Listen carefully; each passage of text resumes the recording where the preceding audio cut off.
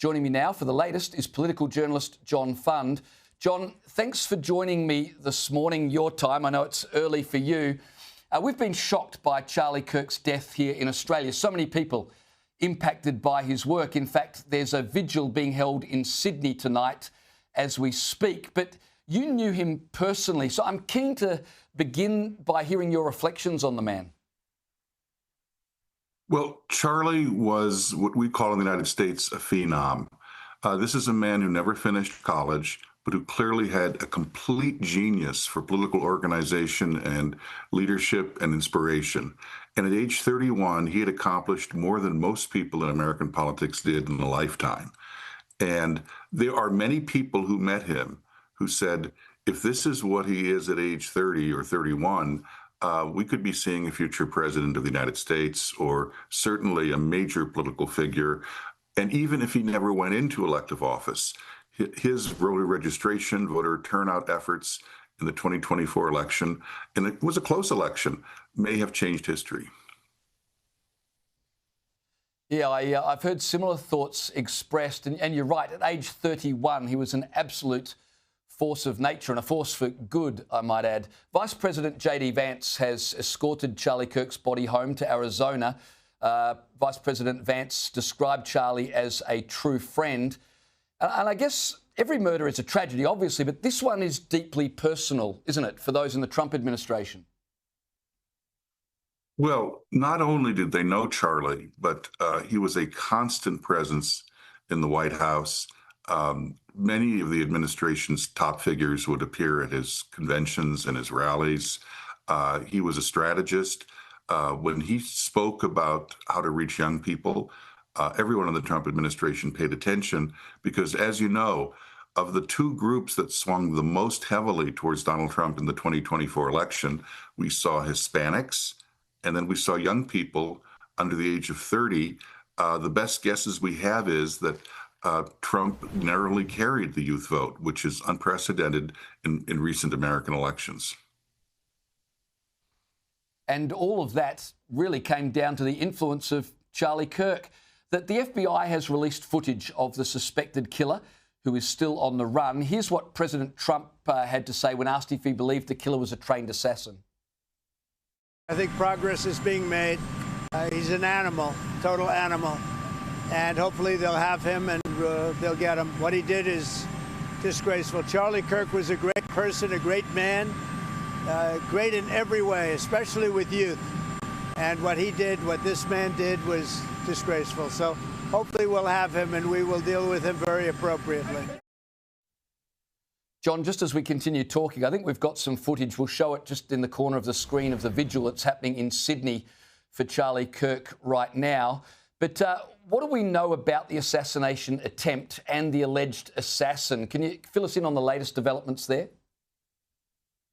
Well, his rifle that was used in the assassination was found in a group of trees near the university, wrapped in a towel. There were 3 unspent cartridges in there. Each of them had messages engraved in them. They apparently were Antifa and a transphobia messages. Remember that Charlie was killed while he was answering a question about transphobic shooters, ironically enough. I think that we don't want to over-politicize this event. However, we have been told for years there is no Antifa. It's just an anti-fascist tendency. There's no organized group. And I'll agree, there's no one you can call the president of Antifa. There's no leadership structure. But Antifa is a group of thuggish, intolerant leftists. And just as the KKK, the Ku Klux Klan, is a danger, so too is Antifa.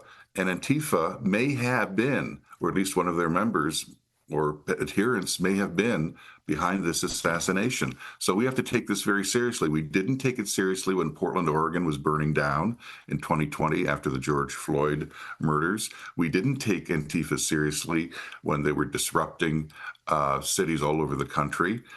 We now have to take Antifa seriously.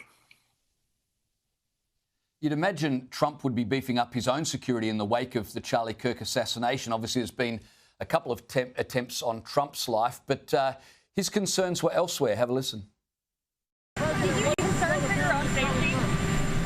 Not really. I'm really concerned for our country. We have a great country. We have a radical left group of lunatics out there, just absolute lunatics, and we're going to get that problem solved. I'm only concerned for the country. So there you've got President Trump saying his primary concern is not about himself, it's about the country, which begs the question, John, how will America react to this?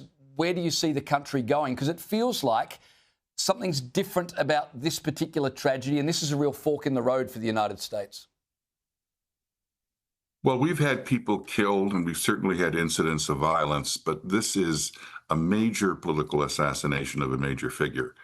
One of the definitions of a country that has reached a point of poisonous polarization is when political assassination turns up. It's what we think of when we think of Latin American countries. It's what we think of when we think of countries that have lost their political stability and don't have free and fair elections. America does still have a political civic culture that's very strong. However, this is a warning bell in the night. This is the wake-up call that we have to have a serious national conversation about how we can all get along, how we can have political differences, but not personalize them, and certainly not to the point of violence. That moment is now, and I think there has to be, on the part of the entire political leadership, left and right, in America, a conversation in which everybody starts talking to their own followers and saying, this is now past the point of performance art. This is deadly serious. Yeah, absolutely. John Fund, it's a delight to speak to you. I wish we were speaking on better terms, but I really appreciate you joining me this evening. Thanks so much.